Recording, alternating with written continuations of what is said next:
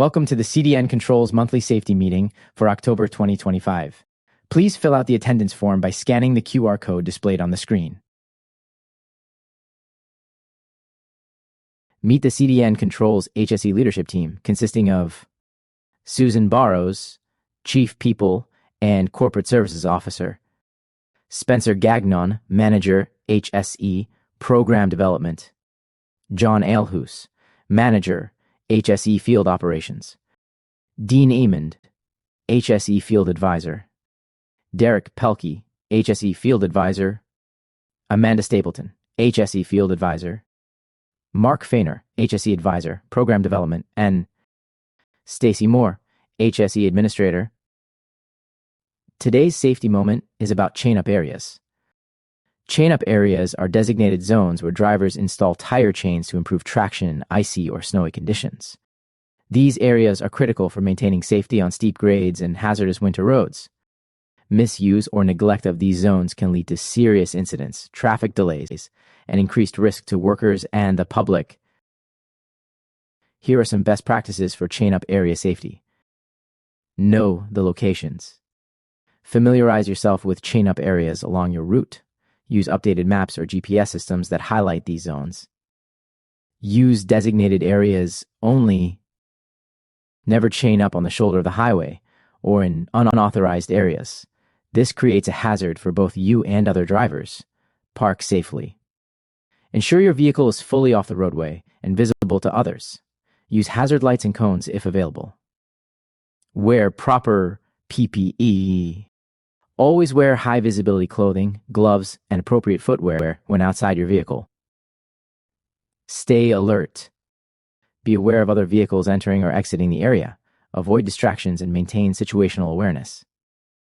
Dispose of debris. Remove any chain packaging, broken links, or other materials from the area to prevent slips, trips, and environmental hazards. Let's take a moment to review the incidents for the month of September. A vehicle incident that occurred on Rose Prairie Road near Fort St. John, British Columbia. While returning to the Pomeroy Hotel after a day of work, the operator turned off Cecil Lake Road and traveled approximately 800 meters when the vehicle suddenly veered sideways. The operator safely pulled over across from the veterinary clinic and conducted a visual inspection. It was discovered that the rear driver's side tire had suffered a complete tread separation, resulting in damage to the rear wheel well. The suspected root cause is the use of recap tires, which may have contributed to the failure.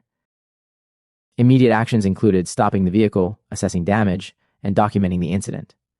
Further investigation is recommended to verify tire specifications, inspect remaining tires, and review maintenance protocols. This event highlights the importance of thorough tire inspections and the risks associated with recap components in high-demand conditions. We're going to walk through the principles of lockout-tagout, review our responsibilities, and make sure we all understand how to protect ourselves and each other when working around hazardous energy. Whether you're new to the team or have decades of experience, this is a refresher that matters. Because when it comes to safety, there are no shortcuts and no second chances. Lockout-tagout is a safety procedure used in industrial and maintenance settings to ensure that dangerous machines are properly shut off and cannot be started up again before maintenance or repair work is completed. It involves two key steps: lockout, which means physically locking the energy isolating device to prevent the release of hazardous energy, and tag out, which involves placing a warning tag on the device to inform others that the equipment is being serviced. This procedure protects workers from unexpected energization, startup, or release of stored energy that could cause injury. It's a critical part of workplace safety. Lockout-tagout is required whenever employees are servicing or maintaining equipment where the unexpected startup or release of hazardous energy could cause injury.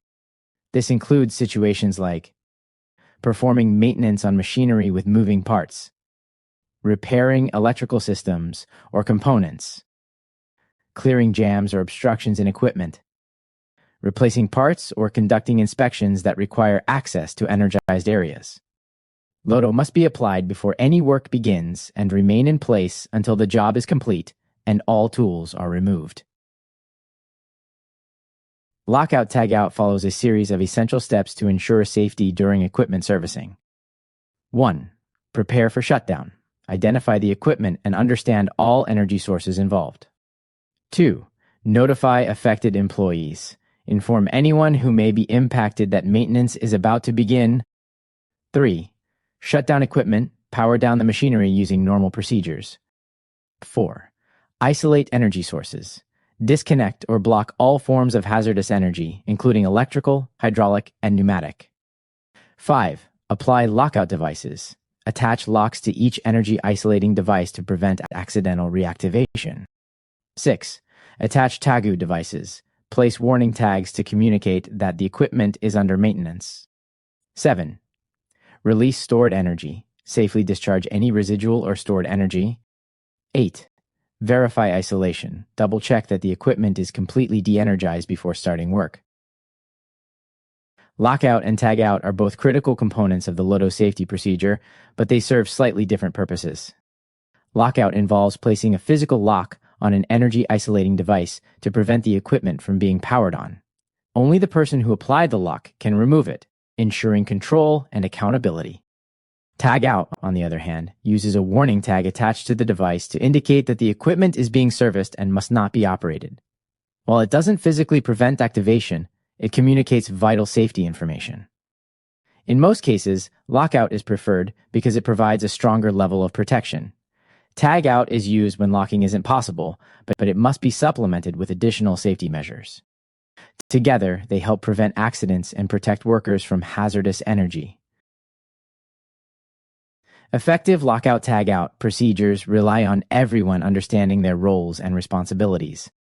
Authorized employees are those who perform the servicing or maintenance. They are responsible for applying lockout-tagout devices, verifying isolation, and removing the devices once the work is complete. Affected employees are those who operate or use the equipment being serviced. They must be notified when LOTO procedures are in place and must never attempt to restart or use the equipment during maintenance. Supervisors and safety personnel ensure that procedures are followed correctly, training is provided, and compliance is maintained. They also investigate any incidents or violations related to LOTO. Clear communication and strict adherence to responsibilities are essential for keeping everyone safe and preventing accidents. Even with a solid lockout-tagout program, mistakes can happen, and they can be dangerous. Here are some common errors to watch out for. Skipping steps in the procedure, like failing to verify energy isolation before starting work. Using incorrect or inadequate lockout devices, which may not fully secure the energy source. Not communicating with affected employees, leading to confusion or accidental equipment startup. Removing locks or tags too early, before the job is complete and all tools are cleared. Assuming equipment is safe without checking, especially when multiple energy sources are involved. Failing to update procedures or training, which can leave employees unaware of changes or risks. Avoiding these mistakes is essential for keeping everyone safe. Let's take a moment to reflect on the past year. Have you ever encountered a situation where LOTO was not followed? What challenges do you face with LOTO procedures? How did you handle these situations? As we wrap up, here are some final reminders to keep lockout-tagout effective and safe. Always follow the full procedure. Shortcuts can lead to serious injuries or worse. Use the correct lockout and tagout devices for each type of energy source. Never remove someone else's lock or tag. Only the person who applied it can remove it. Stay alert and communicate clearly with your team throughout the process. Keep your training up to date and review procedures regularly to stay compliant and safe. Remember, lockout tagout isn't just a checklist. It's a commitment to protecting lives. Safety starts with you. Instructions: submitting a safety training request via Field Connect. Step 1. Access Field Connect. Open Power Apps and navigate to the Field Connect portal. Step 2. Locate the Forms section. Once logged in, go to the Forms tab or section. Browse or search for the form titled Safety Training Request. Step 3. Complete the Safety Training Request form. Click on the Safety Training Request form to open it. Fill out all required fields, including Step 4. Submit the form. Review the information for accuracy. Click Submit to send the request to the HSE department. If you need help at any point during this process, please don't hesitate to reach out. We are happy to assist. Reminder: action required. Please upload your completed certificates to your e-compliance profile. If you have any questions or are struggling to upload your tickets, you can email us for assistance at hse@cdncontrols.ca. Thank you for keeping your records up to date. Thank you for taking the time to attend our safety meeting.